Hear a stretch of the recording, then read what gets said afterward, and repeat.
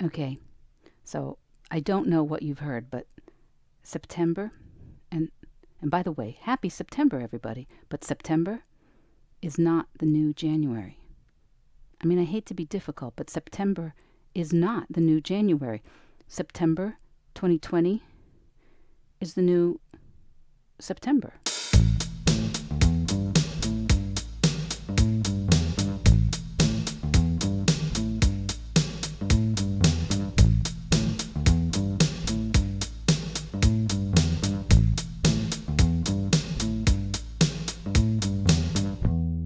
Hello, Vedge heads. You're listening to Vedge Your Best, the plant-based podcast. My name is Michelle Olander.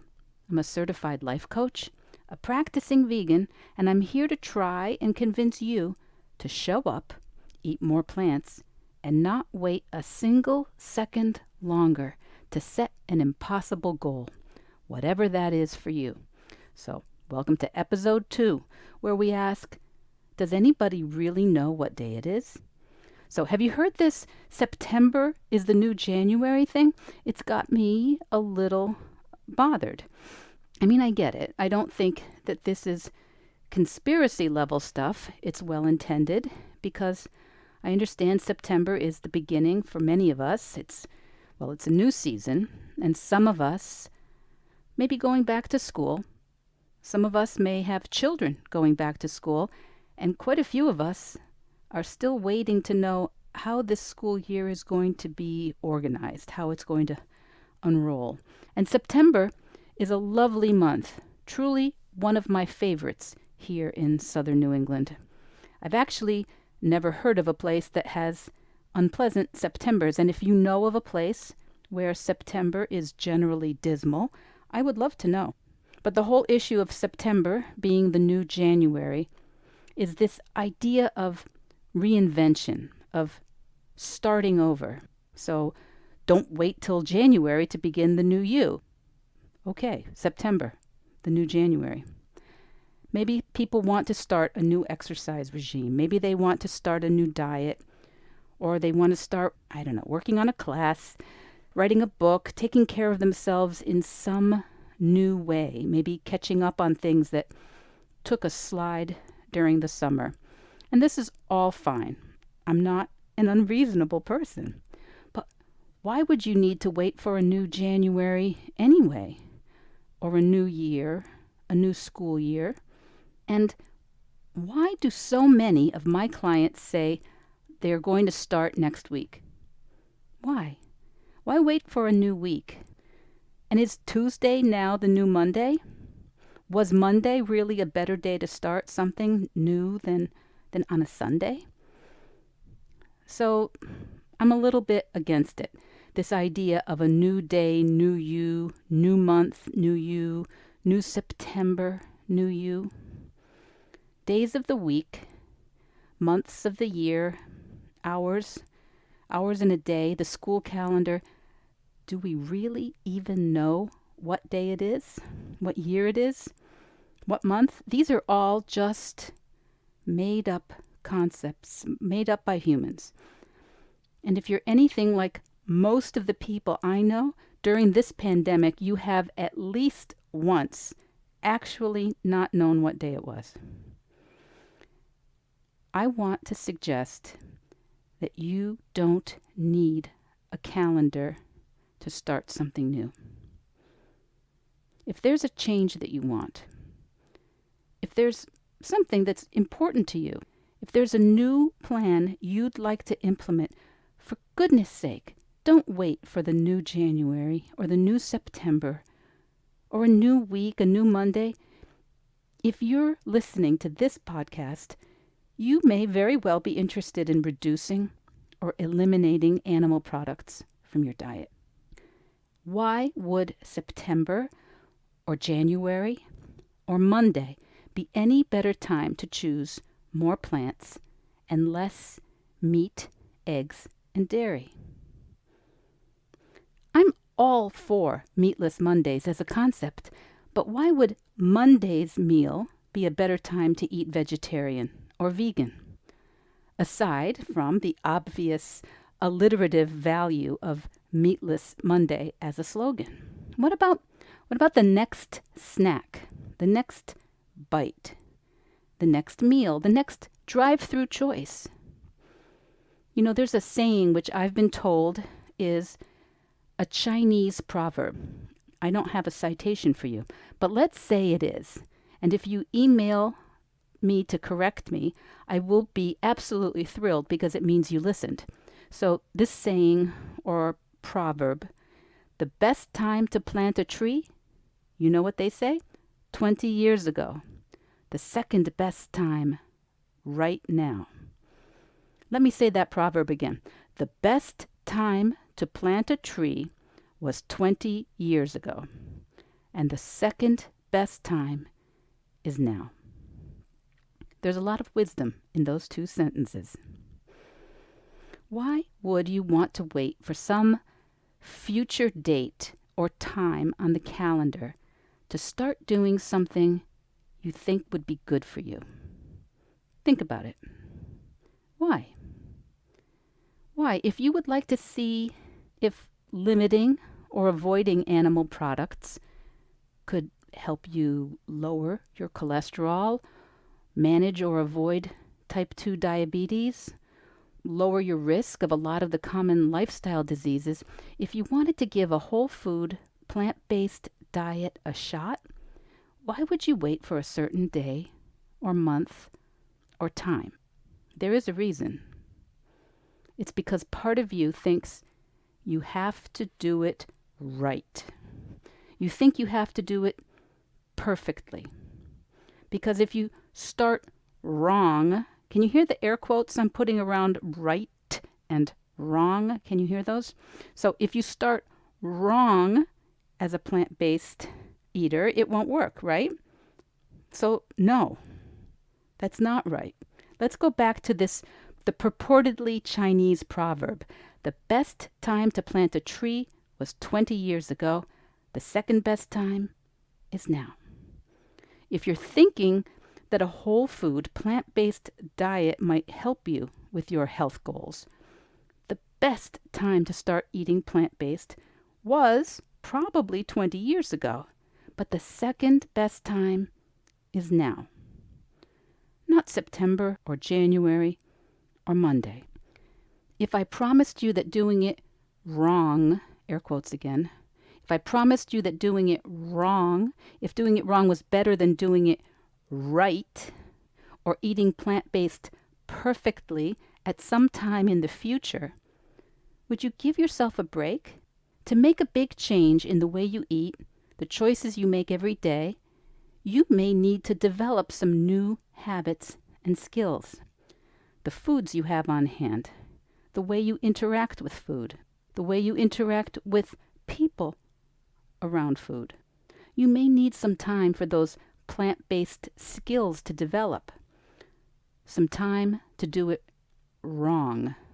Some time to do it imperfectly.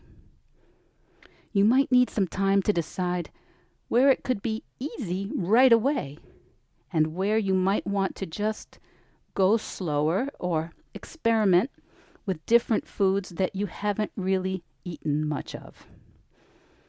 In the last podcast episode, the first one actually, we spoke about some folks who go vegan or plant-based overnight, never looking back.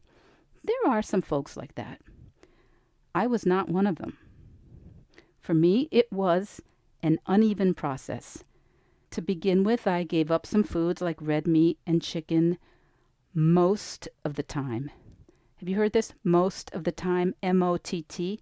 M-O-T-T, MOT. That's an acronym expression from Sid Garza-Hillman, one of the plant-based podcasters and thought leaders I was super influenced by right from the beginning.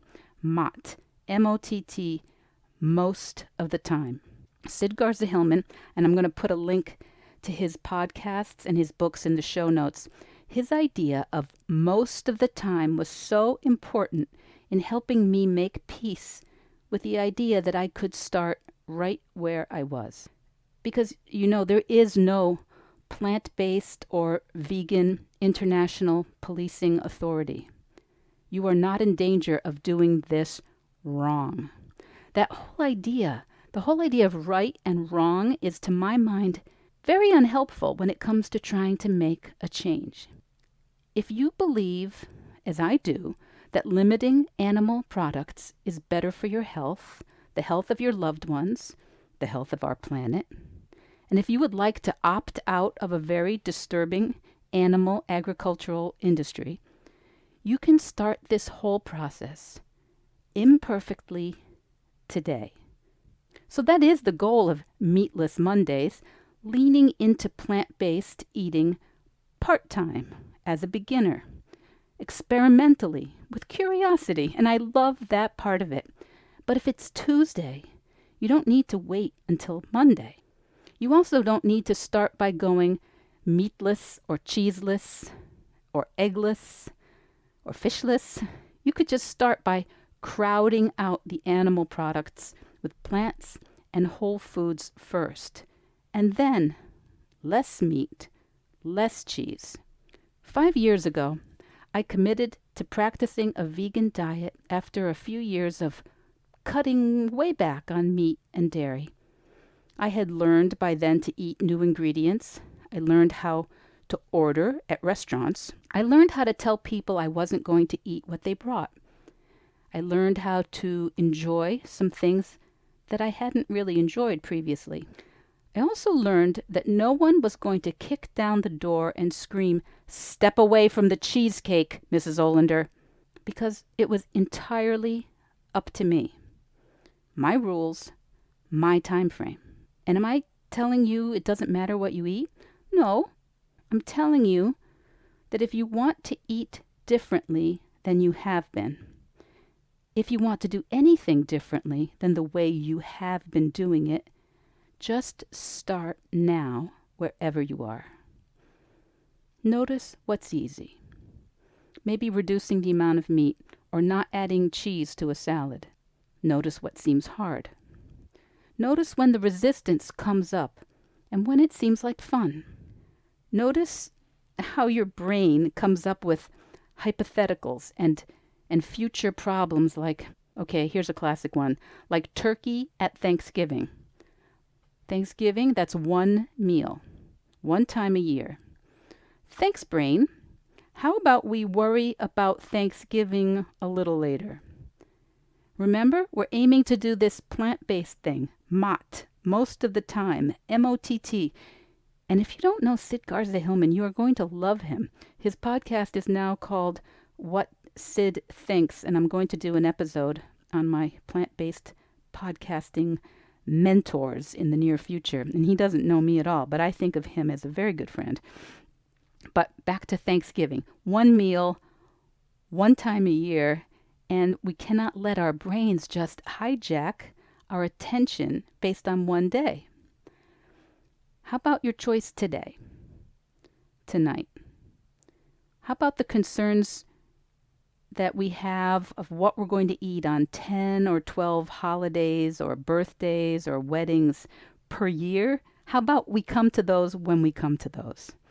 Because yes, the best time to have gone plant-based was 20 years ago. And you would have learned so many things in the last 20 years. You would have developed so many skills. You would have acquired a taste for so many healthy foods.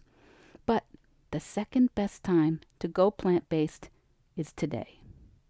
Not January 1st or September, which is apparently the new January. Not Monday. Today. The very next decision. The compounding effect of making decisions every day to reduce animal products and increase whole foods and plants will very quickly make a huge difference. By the time it's Thanksgiving, well, you can make your own choice. Remember, there is no plant-based Supreme Court ready to pronounce judgment on you. There is just you making a choice several times a day about what you eat. Same as every day. Doesn't matter what day it is. So, if you're listening in September 2020 as I record this, happy September, Vedgeheads. Thanks for listening to the podcast. Please let me know how we can tackle any questions or topics you have about eating plant-based while I learn how to record these episodes. And today's is being recorded in a closet surrounded by pillows to try and dampen the sound a bit. And I will post that highly professional photo on Instagram and Facebook for your amusement. And if you're curious about how working with a coach can help you with your plant-based goals, schedule a free mini session with me. The link will be in the show notes. So the Vedge Your Best podcast production, music, and editing is by Charlie Weinshank. Thanks, Charlie. And until next week, make it easy and just veg your best.